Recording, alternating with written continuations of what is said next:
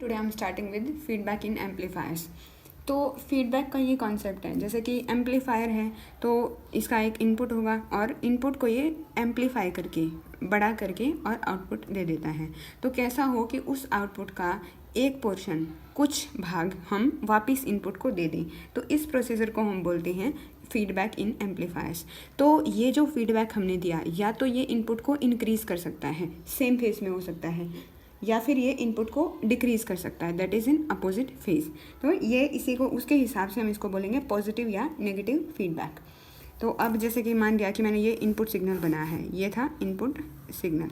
अब अगर जो हमने इसको आउटपुट दिया है, अब अगर वो आउटपुट जो है इसी के शेप का है, जैसे ये यहाँ से शुरू होकर ऊपर जा रहा है, अगर ये भी ऐसा ही हुआ तो इसको हम बोलेंगे ये है पॉजिटिव फीडबैक। और ये पॉजिटिव फीडबैक इस सिग्नल के साइज़ को इंक्रीज़ करेगा। और अगर हम ये इसको ऐसा नहीं देते हैं, ये यहाँ से शुरू कर रखा है, ये नीचे दे देते हैं, तो ये बन गया it is a negative feedback. ये नेगेटिव फीडबैक क्या करेगा, ये है negative feedback. Negative feedback will reduce the size of input signal. तो ये इसको छोटा कर देता है सिग्नल को। प्रिंसिपल या फिर थ्योरी ऑफ फीडबैक। तो जैसे हमने क्या किया है, ये हमने लिया है एक एम्पलीफायर। एम्पलीफायर का कुछ इनपुट होगा, तो ये मान लिया VI था पहले, और यहाँ से हमें आउटपुट मिल रहा था V0। तो ये था हमारा VI था। अब कैसा हो, इसका एक पोर्शन हम इसको वापस दे देते हैं। हमने यहाँ से ले लिया आउटपुट हमने यहाँ से कैरी किया, और इसको हम एज इट इज़ नहीं, इसमें इसको हम विद अ फीडबैक सर्किट की हेल्प से हम इसको यहाँ पे वापस दे देंगे। फीडबैक सर्किट क्या करेगा, जैसे यहाँ पे कितना है V0 है, तो V0 है, अगर डायरेक्टली वायर लगा देंगे तो ये तो V0 का V0 ही चला जाएगा। लेकिन यहाँ पे हम एक फीडबैक सर्किट बनाएंगे जो कि कितना बीटा टाइम्स ऑफ V0 यहाँ से लेगा, और ये इसको यहाँ पे अंदर कनेक्ट कर देगा। अब ये जो कनेक्शन हुआ है, ये कनेक्शन क्या करेगा, इनपुट सिग्नल को चेंज कर देता है। पहले ये था, जब हमने फीडबैक नहीं दिया था तो इनपुट था VI और आउटपुट था V0। अब क्या किया, जैसे अब हमने फीडबैक दे दिया है, फीडबैक दिया तो ये जो बाहर हमारा है सिग्नल है VS, ये VS क्या होगा, VS प्लस यहाँ से आ रही है VF, VS प्लस VF बन गया VI। जब तक हमने फीडबैक नहीं दिया था तो गेन था without feedback, gain is equal to V0 output divided by V input. तो ये हम लिख लेते हैं A is equal to V0 divided by V0 है। अब है, इसको जब बिना फीडबैक के हम बोल रहे हैं तो इसको बोलते हैं open loop gain. Now let's come to with feedback. Feedback के साथ देखिए कि ये जो VI है ये कैसे मिलके बना है। पहले VS दिया आपने, VS दिया और VS में आपने कुछ VF ऐड कर दिया। ऐड या सब्ट्रैक्ट होगा, वो डिपेंड करता है कि आउट ऑफ फेज है या इन द फेज है। इसका मतलब या तो फीडबैक जो है नेगेटिव हो सकता है या पॉजिटिव हो सकता है। अभी के लिए हम ये मान के चल रहे हैं कि हम इसमें ऐड करेंगे, अगर ये नेगेटिव होगा तो वो उसके आगे माइनस साइन आ जाएगा। तो VI क्या बनेगा, VI will be VS plus VF, VS plus VF। अब ये जो VF होता है ये है beta times V0। You can write it down, beta times V0, VI is equal to, मान लिया ये हमारी है फर्स्ट इक्वेशन। और यहाँ से हम क्या लिख सकते हैं कि जो V0 है ये है A इंटू VI, और इसको हम फर्स्ट इक्वेशन लिख लेते हैं।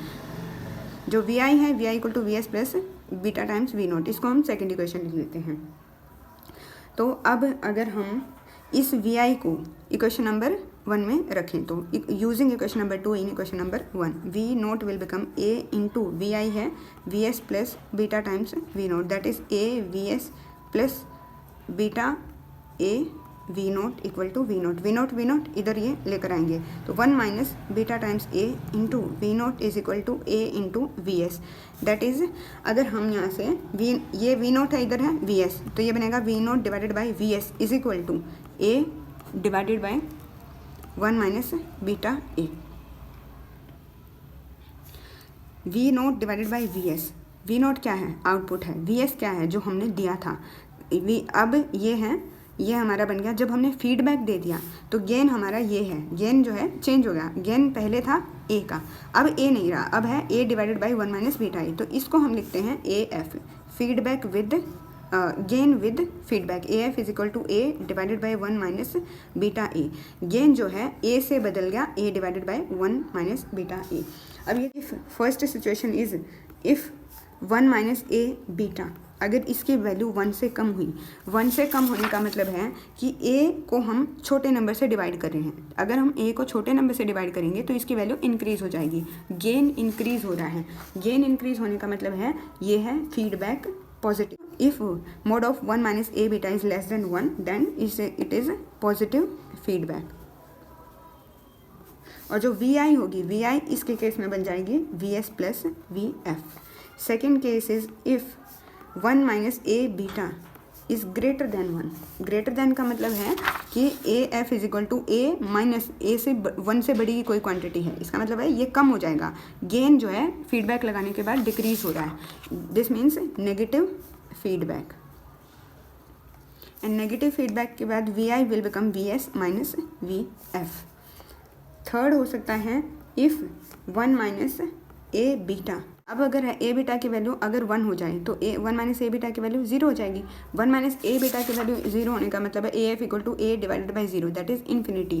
फीडबैक लगाने के बाद गेन होगा इन्फिनिटी। इन्फिनिटी का मतलब है कि बिना किसी इनपुट के भी हम यहाँ पे आउटपुट ले सकते हैं।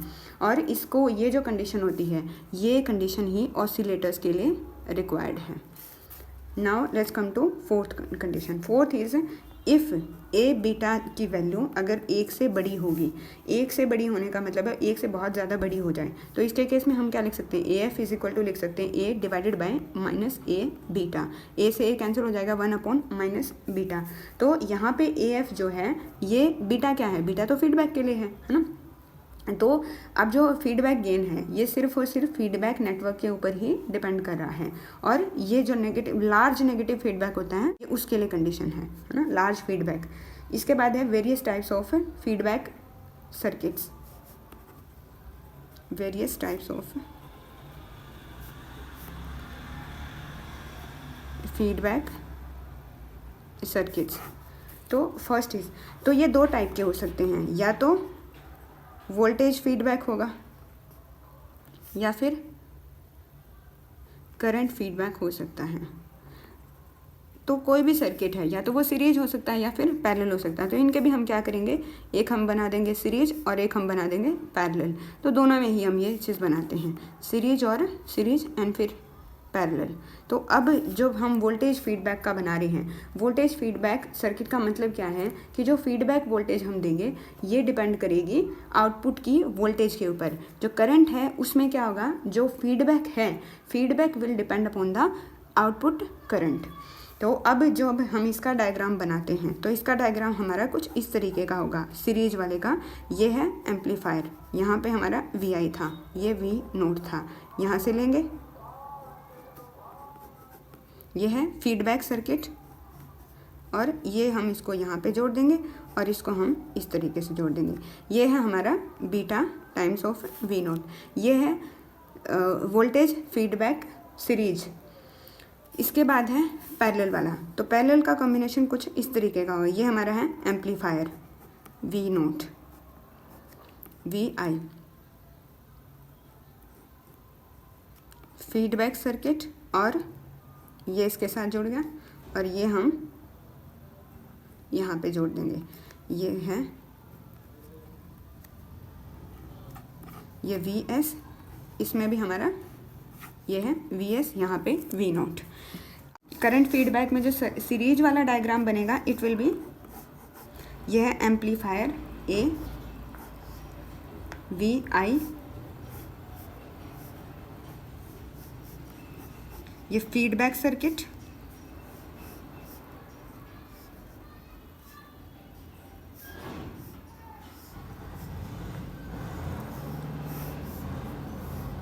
ये है करंट सीरीज फीडबैक। और करंट पैरेलल में ये बनेगा current parallel feedback circuit. It will be ये एम्पलीफायर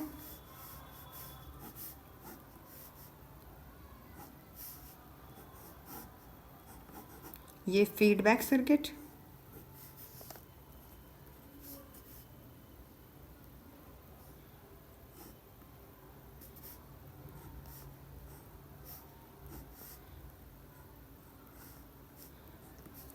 ये बन गया करंट पैरेलल फीडबैक सर्किट। इसके बाद हैं इसके एडवांटेजेस।